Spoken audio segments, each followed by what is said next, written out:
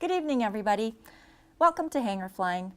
I'm Mary O'Connor with the Alaskan Aviation Safety Foundation and the National Institute for Occupational Safety and Health.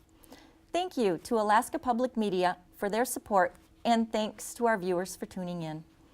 This evening, we are back with Monique Stowers, who is an air traffic controller. Welcome back to the show, Monique. Thank you, Mary.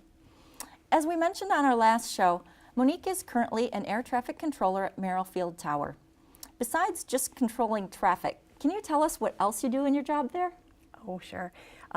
Seems like we always have somebody in the training program, and air traffic control is always about on-the-job training, so we do a lot of the training. I also am part of the pilot outreach program.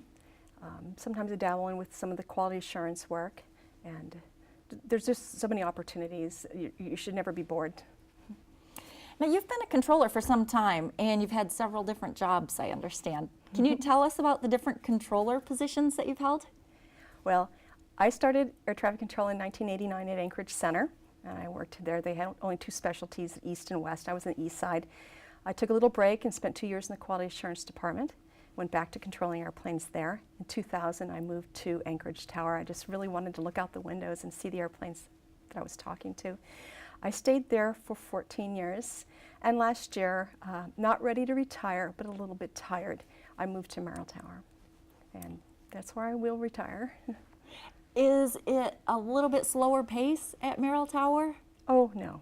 With 3 flight schools and 2 helicopter schools and lots of pilots, it's not much slower. The hours are better, and it's fun. It's fun for me to work with student pilots. I really enjoy that. So you work training air traffic controllers as well as training for the pilots who you're controlling. Sometimes, yes. How did you get interested in becoming an air traffic controller? I always knew I was destined to be in aviation somewhere. I got my pilot's license. I went to school for airplanes. And one day a friend of mine saw an ad in the paper and said, hey, they're hiring air traffic controllers off the street. And I took the test, and I ended up getting hired and moved to Alaska. And that's how everything seemed to fall into place for me. It's a perfect job. And what were you doing before you took the test? I was working at a major FBO in the Southwest, and I just knew I needed to be around airplanes, whether I was washing them, fueling them, or just watching them. And how did you get started in aviation initially?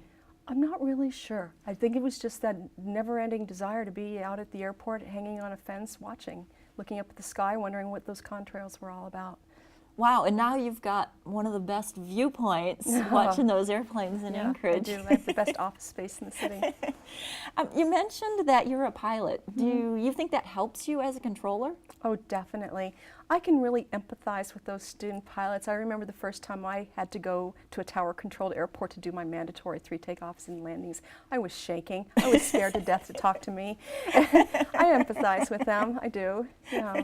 And plus, I understand the dynamics of flying an airplane and all the things that are going in, and then having to listen to controllers. Yeah.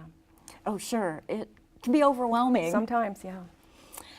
What kinds of characteristics do you think make a good air traffic controller? Well, I think you need to be able to multitask. I think you need to be able to communicate. You definitely have to be a team player. Aviation is about being a team player, whether you're working with people in a very high-stressed, closed environment in a tower, or you're working with pilots. We're all on the same team. Aviation safety is the #1 goal, and that requires you to be a team player. And you bring up a good point. Being a team player is also being a good manager of resources. So the CRM principles in taking advantage of not just what's in the airplane's cockpit, but all the resources that are outside and the folks that are available to help. True story. Which it would include air traffic controllers. Definitely. What's your favorite part of the job? Well, besides looking out a window all day,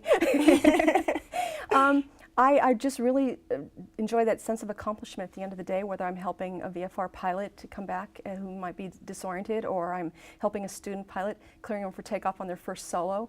It's the little joys like that just really make it very happy, very special for me. And the most challenging part of the job? For me, the most challenging part of being an air traffic controller has always been the shift work. On 2 levels. First of all, you miss a lot of Christmases, you miss a lot of holidays with the family, you work a lot of birthdays. When you're 24/7, 365 days a year, you make sacrifices. If you know an air traffic controller, their family has made sacrifices for them to have that job. But the other sacrifice is the toll it takes on your health. The chronic sleep deprivation, the disrupted eating schedules. You have to start young and develop good habits to last in this career. And those I think are the most challenging parts of my job, this shift work. That's some good advice, though. Developing good habits and sticking to them throughout a career. Yeah. Well, thank you for that information. We really Thank you. appreciate you being here. Thank you. It's really good for us as pilots to be able to put a face with the voice that we hear. And we appreciate your efforts to help keep us safe out there. Thank you very much. And remind people they're more than welcome to come visit us. I will.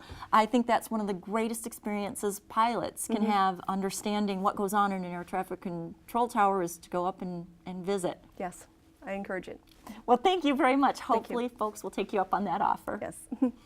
Ladies and gentlemen, we hope you've enjoyed our show. If you enjoy hearing about aviation news and events that are happening in the Anchorage area, please tune in to Hangar Flying on Mondays and Fridays during Alaska weather. Thank you, and until next time, fly safely.